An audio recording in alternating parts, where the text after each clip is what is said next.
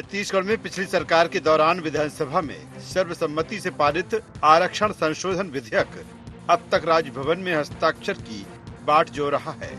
विधानसभा चुनाव में सरकार बदल गई। लोकसभा चुनाव के 2 चरणों का मतदान हो चुका है। अब एक बार फिर आरक्षण संशोधन विधेयक का जिन बोतल से बाहर निकल आया है।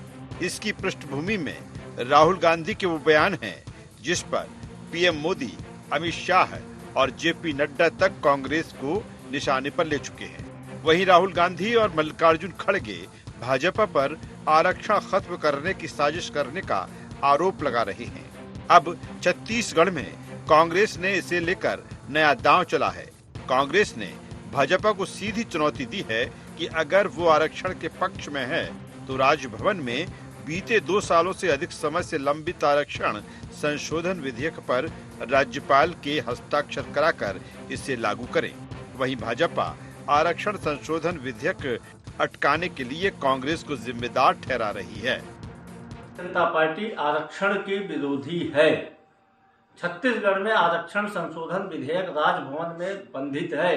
राजभवन में उसका हस्ताक्षर नहीं हो रहा है। विधानसभा के द्वारा सर्वसम्मति से पारित कराया गया आरक्षण संशोधन विधेयक, जिसमें ओबीसी को 27%, एसटी को 32%, एससी को 13%, ईडब्ल्यूएस को 4% आरक्षण की व्यवस्था है। इस आरक्षण संशोधन विधेयक को भारतीय जनता पार्टी ने रुकवा के रखा है। यह इस बात का परिचायक है कि भारतीय जनता पार्टी आरक्षण को समाप्त करना चाहती है। हम चुनौती देते हैं, यदि वास्तव में आरक्षण के पक्षधर है तो आज ही राजभवन उसमें हस्ताक्षर कर दे।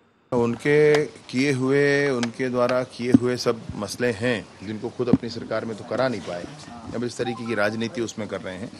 मसला है आरक्षण का, तो जो प्रावधान है आरक्षण के वो खत्म नहीं होने वाले हैं। भाजपा के तरफ से बहुत स्पष्टता के साथ पूरे देश को कहा गया है इसमें से। 2 दिसंबर 2022 को विधानसभा से आरक्षण संशोधन विधेयक पारित हुआ था। विधेयक में एसटी को 32, एससी को 13, ओबीसी को 27% और सामान्य वर्ग के गरीबों को 4% आरक्षण का प्रावधान है। सभी वर्गों को 76% आरक्षण का विधेयक सर्वसम्मति से पारित किया गया था, जो राजभवन में लंबित है। अब तक राज्यपाल ने इस पर हस्ताक्षर नहीं किए हैं। सुप्रीम कोर्ट के आदेश पर फिलहाल राज्य में 50% आरक्षण लागू है, लेकिन कांग्रेस लगातार 76% आरक्षण के विधेयक को लागू करने की मांग कर रही है। देखना ये है कि उसका ये दांव कितना कामयाब होता है। आदित्य नायक की रिपोर्ट।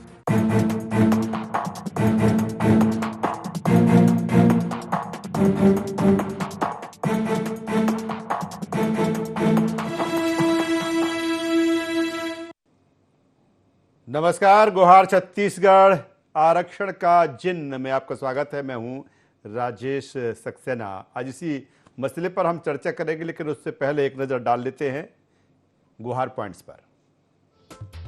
फिर क्यों बोतल से बाहर आया आरक्षण का जिन्न? कितना सफल होगा कांग्रेस का नया चुनावी दांव? आरक्षण संशोधन विधेयक अटकने के लिए कौन जिम्मेदार? लोकसभा चुनाव में कितना असर करेगा आरक्षण का मुद्दा? तो जिस तरह से जो आरक्षण का मुद्दा है छत्तीसगढ़ में एक बार फिर गरमा गया है। हालांकि 2 चरण में वहां पर लोकसभा का मतदान हो चुका है। पहले चरण में 1 सीट और दूसरे चरण में 3 सीट, कुल मिला के 4 लोकसभा सीटों पर चुनाव वहां पर हो चुके हैं।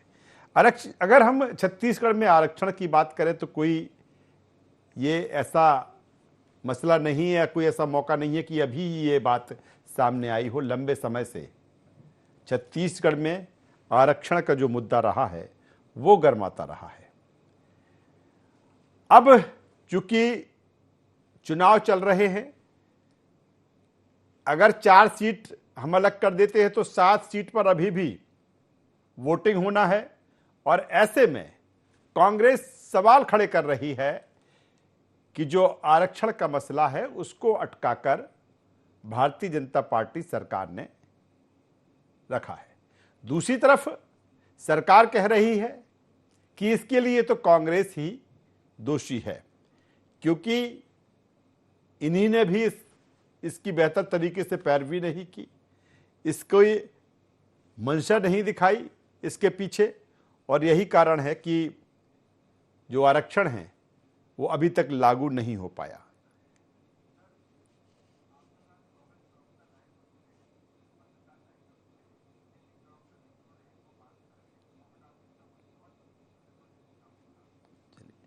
तो जिस तरह से विधानसभा छत्तीसगढ़ में पिछली सरकार के दौरान विधानसभा में सर्वसम्मति से जो आरक्षण संशोधन विधेयक था वो पारित हुआ था और फिर इसको राजभवन हस्ताक्षर के लिए भेजा गया था, लेकिन तब से लेकर अब तक नई सरकार भी आ चुकी है, इस पर राजभवन से हस्ताक्षर नहीं हुए और यही कारण है कि कांग्रेस सरकार पर इसे अटकाने का आरोप लगा रही है, साथ ही चुनौती भी दे रही है कि अगर उसकी मंशा है तो इसको राजभवन पे पास करा के बताएं। आज इसी मसले पर हम चर्चा करेंगे, बातचीत करेंगे कि आखिर लोकसभा चुनाव के दरमियान ये जिन्न एक बार फिर क्यों बोतल से बाहर निकल कर आया है। तीन खास मेहमान इस चर्चा में हमारे साथ जुड़ रहे हैं। पहले उनका हम परिचय करा देते हैं, तारुफ करा देते हैं, फिर इस चर्चा को हम आगे बढ़ाएंगे। हमारे साथ में हैं वरिष्ठ पत्रकार राजनीतिक विश्लेषक मनीष बोरा जी, स्वागत करूंगा मनीष जी आपका। हमारे साथ में है सत्य प्रकाश सिंह जी, प्रवक्ता कांग्रेस छत्तीसगढ़, सत्य प्रकाश जी आपका स्वागत है। और जसविंदर बग्गा जी हैं, प्रदेश प्रवक्ता भारतीय जनता पार्टी छत्तीसगढ़। जसविंदर जी मैं आपका भी स्वागत करता हूं। सबसे पहले सत्य प्रकाश सिंह जी के पास में आता हूं। सत्य प्रकाश सिंह जी, क्योंकि आरक्षण का जो मसला है कोई अभी का मसला नहीं है, आपकी जब सरकार थी तब से इसकी शुरुआत थी और अब तक ये लगातार चला आ रहा है। आप ये आरोप लगा रहे हैं कि ये पूरा जो विधेयक है, संशोधन विधेयक है, उसको अटकाने का काम भारतीय जनता पार्टी ने किया। अब चूंकि उनकी सरकार है तो उनकी सरकार की जो मंशा है इस तरफ नहीं है, लेकिन वो सवाल खड़े कर रहे हैं कि आपने ही इसकी सही तरीके से पैरवी नहीं की, आपने ही सही तरीके से, आपकी मंशा नहीं रही। यही कारण है कि जो आरक्षण संशोधन विधेयक था या जो फिर आरक्षण है अलग अलग, चाहे वो एससी के लिए हो, चाहे ओबीसी के लिए हो या एसटी के लिए हो, वो लागू नहीं हो पाया। क्या कहेंगे सत्य प्रकाश सिंह जी? देखिए राजेश जी, बीजेपी का अगर आप इतिहास उठा के देख लीजिए आरएसएस से लेके, तो ये आरक्षण विरोधी शुरू से रहे हैं। अगर छत्तीसगढ़ की बात करो, देखिए वो विधेयक जैसे आपने बोला विधानसभा से सर्वसम्मति से पास हुआ, उसमें इनके विधायकों ने भी मेज पे थपथपा के उसको सर्वसम्मति से पास करवाया था। उसका राजभवन में गया, भाई राजभवन में गया और इनकी सरकार केंद्र में है। राजभवन में ऐसा क्या है कि भाई जो वहां से हस्ताक्षर नहीं हुए? ये तो बीजेपी को जानना चाहिए ना। राजभवन अभी उनके अधीन आता है, केंद्र सरकार इनके पास है, ये तो जवाब उनको देना चाहिए। और जब उस विधानसभा चुनाव था, इन्होंने एक प्रोपेगेंडा बनाया कि कांग्रेस सरकार नहीं चाहती, कांग्रेस सरकार नहीं चाहती। भाई साहब, तो आपके पास कथाकथित डबल इंजन की सरकार है, तो क्यों नहीं हस्ताक्षर हो? ये आपको जवाब देना चाहिए। दरअसल मूल बात क्या है, आरक्षण विरोधी बीजेपी जैसे मैंने बोला शुरू से, आप इनका इतिहास उठा के देख लीजिए। इनके नेता गोलवालकर वो हमेशा आरक्षण विरोधी रहे। आपको याद होगा जब संविधान लागू हुआ, जब हमारे बाबा साहब भीमराव अम्बेडकर जी ने संविधान दिया, देश में लागू हुआ, इन्होंने जनता मतलब उसकी संविधान की प्रतियां जलाई थी आरक्षण के विरोध में। अब मोदी जी का देख लीजिए, आप सभी कंपनियों प्राइवेटाइजेशन, ये दिखता है कि आप कहीं ना कहीं आरक्षण के विरोधी है। आरएसएस प्रमुख का बयान सुन लीजिए, आरएसएस के इनके प्रचार प्रमुख है मनमोहन वैद्य, उनका बयान सुन लीजिए कि आरक्षण खत्म हो जाना चाहिए। तो ये तमाम चीजें ऐसी है जो दिखती है कि आरक्षण विरोधी ये है, ये नहीं चाहते कि चूंकि जो टाइमिंग है सत्य प्रकाश सिंह जी, जो टाइमिंग है, चूंकि लोकसभा चुनाव चल रहा है और 2 चरण का मतदान वहां पर हो चुका है, यानी कि 4 सीटों पर वहां पर मतदान हो चुका है, 7 अभी बाकी हैं। क्या कहीं ना कहीं कांग्रेस को ये लगता है कि ऐसे समय इस मसले को, इस मुद्दे को तत्काल बाहर लाया जाए कि कहीं ना कहीं आगे जो 7 सीटों पर और चुनाव है उसका फायदा मिल सके, एक दांव के रूप में देखे कांग्रेस के इसे? नहीं राजेश जी, आपको याद होगा जैसे इनकी सरकार बनी थी, हम तो तब से मुद्दा उठा रहे। लोकसभा चुनाव तो अभी हुआ ना, हमने तो इनकी सरकार बनते कहा कि अब तो आपकी सरकार है, अब आप राजभवन में जाके बोलिए कि हस्ताक्षर कर दे। हस्ताक्षर क्यों नहीं कर रहे हैं? अब हमने तो तब से बना। देखिए मूल बात वही है कि ये नहीं चाहते हैं, जैसे मैंने बोला, ये नहीं चाहते कि हक मिले एससी एसटी ओबीसी को, आरक्षण। ये चाहते कि संविधान को खत्म करके नया संविधान लागू करेंगे, आरएसएस का संविधान लागू करेंगे। आपने वो वीडियो खूब देखे होंगे जो लोकसभा प्रत्याशी के अलग अलग जगह पे क्या बयान दे रहे हैं कि हमारी सरकार आ गई तो हम संविधान को खत्म कर देंगे, आरक्षण खत्म कर देंगे। चलिए सत्य प्रकाश जी, जसविंदर बग्गा जी के पास में आ जाता हूँ। जसविंदर बग्गा जी, चलिए जसविंदर बग्गा जी, सीधा सा सवाल इस बात को लेकर है कि क्या भारतीय जनता पार्टी या फिर आपकी सरकार ये चाहती है कि जो आरक्षण संशोधन विधेयक है जो राजभवन में अभी मंजूरी के लिए गया हुआ है, आरक्षण वो छत्तीसगढ़ में लागू होना चाहिए? देखिए, आरक्षण का विषय संविधान में जिस प्रकार से वर्णित है वैसा तो लागू है ही है। जिस प्रकार संविधान निर्माताओं ने देश के दबे कुचले शोषित पीड़ित वर्ग के लिए आरक्षण की जो परंपरा, आरक्षण का जो प्रावधान लागू किया था, वो आज भी कायम है। और भारतीय जनता पार्टी की सरकारें जहां जहां आई हैं, प्रदेश में या केंद्र में, हमने कभी संविधान के इस पहलू को, आरक्षण वाले विषय को छेड़ने का प्रयास भी नहीं किया है। लगातार आरक्षण वैसा ही रहा है जैसा संविधान में निहित है। तो इस प्रकार की बातें कि भारतीय जनता पार्टी अगर सरकार में आएगी तो आरक्षण को खत्म कर देगी, ये कांग्रेस की हार का परिचायक है। कांग्रेस के नेता साफ साफ देख रहे हैं कि मोदी जी के 10 वर्षों के चमत्कारिक कार्यों से भारतीय जनता पार्टी 400 पार के साथ फिर से एक बार लौट रही है और मोदी जी तीसरी बार प्रधानमंत्री बनने जा रहे हैं। तो इस प्रकार जनता में भ्रम का वातावरण बना के कांग्रेस अपनी हार को छिपाना चाह रही है। एक सवाल और बनता, वो कह रहे हैं, वो चुनौती दे रहे हैं कि अगर आप जो राजभवन में आरक्षण संशोधन विधेयक गया हुआ है मंजूरी के लिए, वो इस बात की चुनौती दे रहे हैं कि आपकी अगर मंशा है तो आप वहां से इसको पास करा के बताइए। कांग्रेस अपने आप को संविधान की पोषक मानती है और ऐसा मानती है कि देश में राज करने का उसे स्वाभाविक अधिकार प्राप्त है, पता नहीं क्यों। लेकिन कांग्रेस भी इस बात को स्वीकारती है ना कि संविधान में आरक्षण की अधिकतम सीमा कितनी है। कांग्रेस बात को जानती है ना, कांग्रेस के नेता भी जानते हैं। और इस प्रकार से जनता को छलावे में डालने के लिए, जनता को भ्रमित करने के लिए, कभी जातिगत जनगणना की बात करके भी संविधान में निहित आरक्षण की बातों को बढ़ाकर सिर्फ जनता के बीच एक विद्वेष का भाव, जनता के बीच इस प्रकार का भाव पैदा करने की कोशिश कांग्रेस कर रही है कि वो उनकी हितैषी है। इतनी हितैषी होती कांग्रेस तो क्यों कर्नाटक में, जहां उनके भी कांग्रेस की सरकार है, वहां SC ST के आरक्षण में मुसलमानों को लगा के, ओबीसी में 4% मुसलमानों को आरक्षण देके क्यों इनके मूल आरक्षण को खत्म करने का प्रयास कर रही है? एक बार पूछे कांग्रेस के प्रवक्ता से। चलिए, इतने ही इनके बन के बैठे हैं। तो सीधे वरिष्ठ पत्रकार मनीष बोरा जी के पास में आता हूं। मनीष बोरा जी, सीधा सा सवाल इस बात को लेकर, इसकी टाइमिंग को लेकर है कि आखिर फिर क्यों बोतल से बाहर आ गया आरक्षण का ये जिन लोकसभा चुनाव?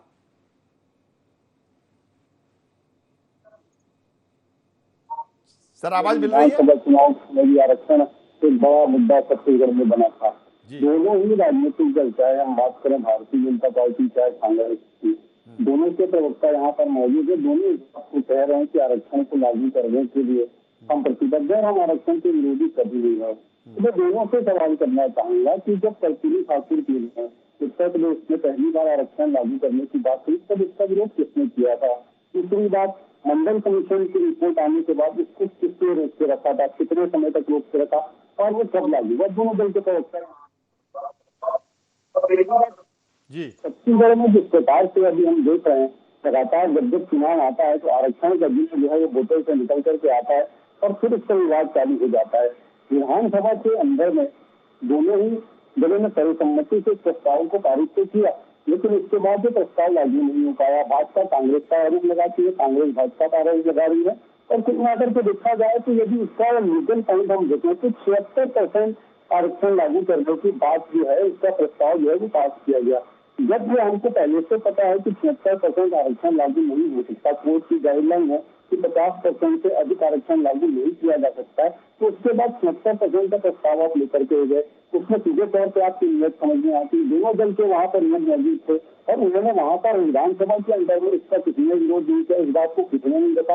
लेकिन जब ये प्रस्ताव जाता है राजभवन में, वहाँ पर रुक जाता है, उसके बाद दोनों दल की अलग अलग प्रतिक्रिया आती है। इसका कहना है कि जब पहले से ये स्थिति थी कि वो लागू नहीं हो सकता था तो आपने ऐसा प्रस्ताव लेकर के क्यों आया? दूसरे का कहना है कि हमने जब वहाँ पर विधानसभा में रखा था तब आपने बात की रखी। तो कुल मिलाकर के ये है कि गोल गोल घुमा जरूरी बनाई जा रही है। सीधे तौर पे क्या होना चाहिए इस बात को कोई भी दल कहने को तैयार नहीं है। चलिए सर, तो बिल्कुल सही आप जो बात कर रहे हैं मनीष जी, कि दोनों ये जानते हैं कि इसके कानूनी प्रावधान क्या है। यानी कि अगर सुप्रीम कोर्ट कह रहा है कि 50% से ज्यादा आरक्षण लागू नहीं हो सकता, ये 72% पर है।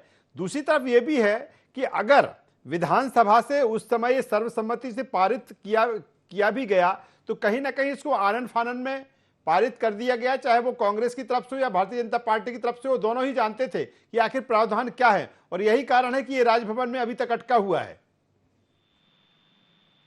मनीष जी।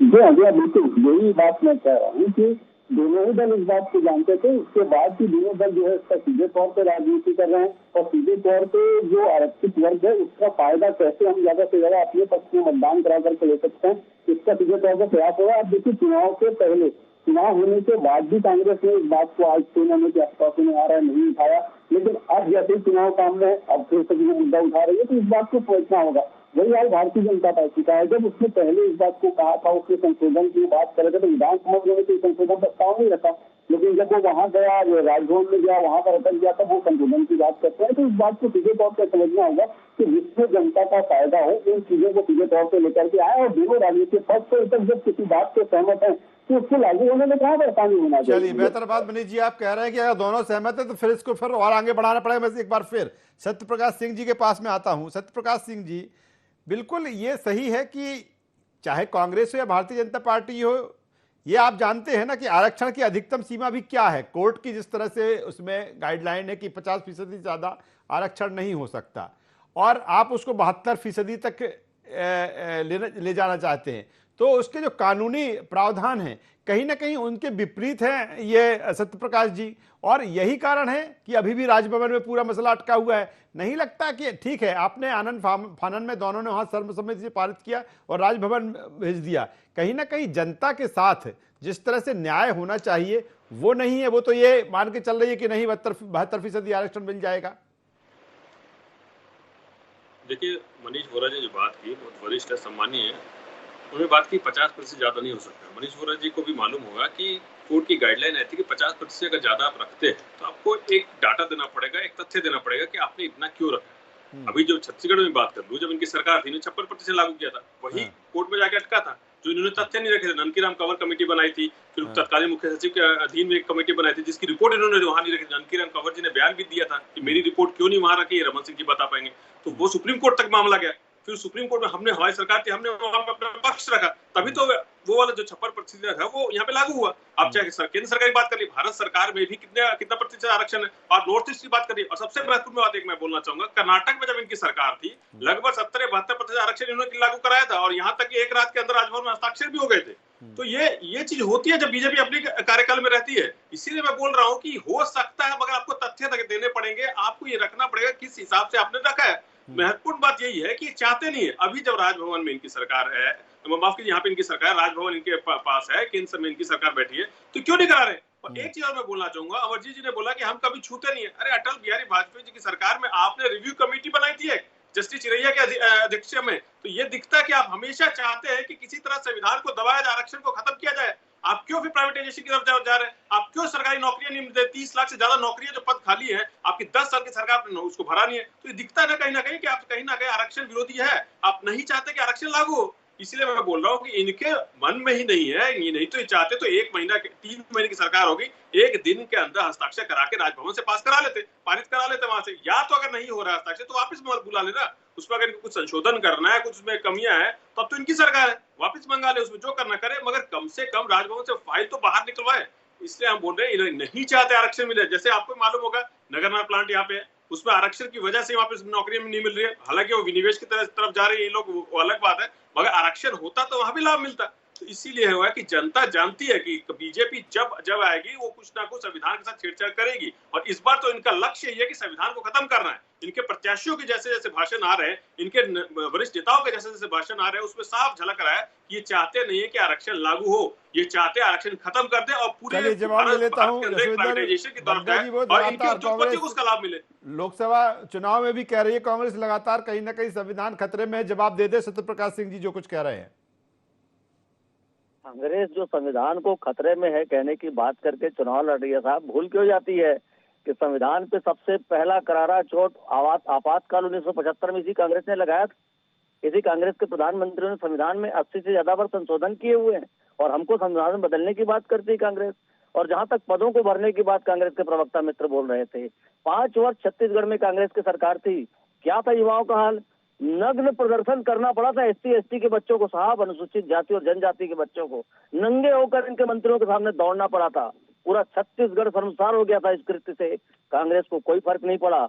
और कैसा आरक्षण कांग्रेस ने दिया था पदों में, आपको पता है राजीव जी? इन्होंने पीएससी में ऐसा घोटाला किया कि सारे पदों को कांग्रेस के नेताओं के बेटे बेटियों भतीजियों और अधिकारियों के बच्चों के बीच में बांट दिया था। ऐसा आरक्षण करने वाली कांग्रेस आज भारतीय जनता पार्टी पर आरक्षण की बात कर रही है। और भारतीय जनता पार्टी कैसी पार्टी है जो सिर्फ बातें नहीं करती है, करके दिखाती है। आदिवासियों के हित की चिंता करने वाली भारतीय जनता पार्टी पहली बार अटल जी के सरकार के समय अलग से आयोग बना, अलग से मंत्रालय बना, अलग से बजट आवंटित हुआ था आदिवासियों के लिए। और क्या अब पिछड़ा वर्ग के बाद पिछड़ा वर्ग आयोग को संवैधानिक दर्जा देने का काम भारतीय जनता पार्टी ने अभी किया। और देखिए, पहली बार किसी आदिवासी महिला को देश के सबसे बड़े पद पर बैठाने का काम भारतीय जनता पार्टी ने किया है। हम सिर्फ बातें करने में विश्वास नहीं करते हैं, हम ऐसे वर्ग के लोगों को समाज के नीचे से ऊपर उठाकर और उन्हें बराबरी और बराबरी के बाद उच्च स्थान पर बैठाने की पूरी संकल्पना के साथ काम करती है भारतीय जनता पार्टी। कांग्रेसियों की तरह सिर्फ बात करके, जनता को गुमराह करके, जनता के बीच फूट डाल के, जनता को आपस में लड़ा के राजनीति करने का काम और सत्ता हथियाने का काम भारतीय जनता पार्टी नहीं करती है। हम लगातार जब जब सरकारों में आए हैं, हमने ऐसे लोगों को, हमारा कुल भाव है, हमारे काम करने का ढंग है, दीनदयाल जी के अंत्योदय की भावना, कैसे समाज के सबसे अंतिम पंक्ति के व्यक्ति को उठाकर समाज में बराबरी का स्थान देना, उसके लिए जन कल्याणकारी योजनाएं बनाना। और हमारे सारी योजनाओं की आप सूची देखिए। में मैं सीधे सरकारों में मनीष बोरा जी के पास में आऊंगा। सत्यप्रकाश जी संक्षेप में अपनी बात रख लीजिए, फिर फाइनल कमेंट्स में मनीष बोरा जी का लूंगा जी। कि दलित महिला को इन्होंने राष्ट्रपति बनाया, बहुत अच्छी बात है। संविधान हमको बताता है कि सर्वोच्च पद राष्ट्रपति का होता है, मगर उनको साथ नहीं बैठाते। वो हमने सबने फोटो देखी है कि प्रधानमंत्री बैठे रहते हैं, वो खड़ी रहती है, ना संसद भवन के उद्घाटन में बुलाया जाता है, ना आप मंत्री के प्रतिष्ठान में बुलाया जाता है। तो ये दिखता है कि वोट बैंक की राजनीति कौन कर रहा है। सिर्फ वोट के लिए आप आदिवासी को सामने खड़ा कर सकते हैं, दलित को सामने कर सकते हैं, मगर आरक्षण नहीं दे सकते। आरक्षण आप खत्म करके रहिए। आपने कौन सा काम किया जो उनके वर्ग के लिए उत्थान का काम किया, बता दें आप। सिर्फ गिनाने से नहीं ना, ये क्या हो गई पीछे, आप पर्दे के पीछे क्या चल रहा है जनता जानती है। नगर नार प्लांट की मैं बात करूं, फिर से आपकी जब 15 साल की सरकार थी, आपने फर्जी केसेस में अंदर किए कि नहीं, उनके जमीनें हड़पे थी कि नहीं, अभी भी फिर वो चालू हो गए, फर्जी केसेस फिर चालू हो गए। तो ये दिखता है कि आप सामने तो ले आते हैं, मगर पर्दे के पीछे आप अपने उद्योगपतियों का लाभ देने के लिए, उद्योगपतियों को फायदा पहुंचाने का कार्यक्रम चलाते हैं। सिर्फ और सिर्फ वोट की राजनीति का चेहरा मात्र इस्तेमाल किया जाता है, और जब उसको इस्तेमाल खत्म हो जाता है उनको साइड कर दिया जाता है। चलिए मनीष जी के पास में आता हूं, मनीष बोरा जी के पास में आ जाता हूं। मनीष बोरा जी, सीधा सा सवाल अब है, चूंकि चुनाव के दरमियान एक बार फिर ये मुद्दा जिस तरह से गरमाया हुआ है, और पहले भी मैंने जिस तरह से कहा था कि ये जो जिन्न है बोतल से फिर बाहर निकलकर आ चुका है, मेरा सीधा सवाल, कितना असर करेगा ये जो आरक्षण का मुद्दा है। हालांकि जिस तरह से हमने चर्चा की और जिस तरह से हम जानते हैं कि कहीं ना कहीं दोनों इसके लिए जिम्मेदार है, लेकिन मैं आपने जानना चाहूँ कितना असर करेगा ये मुद्दा सर। देखिए, सीधे तौर पर यदि इस मुद्दे को लेकर के बात करें तो कांग्रेस इस बात को बड़ी आक्रामकता के साथ विधानसभा चुनाव के समय भी उठा रही थी, मगर इसका कोई बहुत बड़ा फायदा कांग्रेस को विधानसभा चुनाव में नहीं मिला। विधानसभा चुनाव के बाद अब लोकसभा चुनाव में फिर इस मुद्दे को उठा रही है। तो सीधे तौर पर ये दिख रहा है कि आरक्षण को लेकर के कोई बहुत बड़ा फायदा किसी दल को मिलता हो, ऐसा मुझे छत्तीसगढ़ में नजर नहीं आता है। चलिए, बेहतर बात मनीष जी कर रहे हो। निश्चित तौर पर जो मुद्दा है वो गरमाया जरूर है, लेकिन अब कितना असर करता है और कितना इससे नफा और नुकसान होता है ये तो देखने वाली बात होगी। लेकिन कुल मिलाकर लोकसभा का जो चुनाव है और कांग्रेस का उसमें कह सकते हैं कि दांव है, वो दांव कितना सफल होता है ये देखने वाली बात होगी। तीनों मेहमानों का धन्यवाद करूंगा, शुक्रिया करूंगा। तो छत्तीसगढ़ में एक बार फिर जो आरक्षण संशोधन विधेयक है उसका जो मसला है वो गरमाया हुआ है। कांग्रेस कह रही है कि इसको अटकाकर भारतीय जनता पार्टी या सरकार ने उलझा के रखा है, लेकिन सरकार कह रही है, भारतीय जनता पार्टी कह रही है कि जो सुप्रीम कोर्ट की गाइडलाइन है उसी के तहत छत्तीसगढ़ में आरक्षण है। और लेकिन कांग्रेस जिस तरह के आरोप लगा रही है वो गलत है, निराधार है। अगर अटकाने का किसी ने काम किया है तो वो कांग्रेस ने किया है, और इसी पर छत्तीसगढ़ में सियासत और राजनीति गरमाई हुई है। गुहार छत्तीसगढ़ में बस इतना ही। IND 24 पर खबरों का सिलसिला लगातार जारी है। आप बने रहिए हमारे साथ। नमस्कार।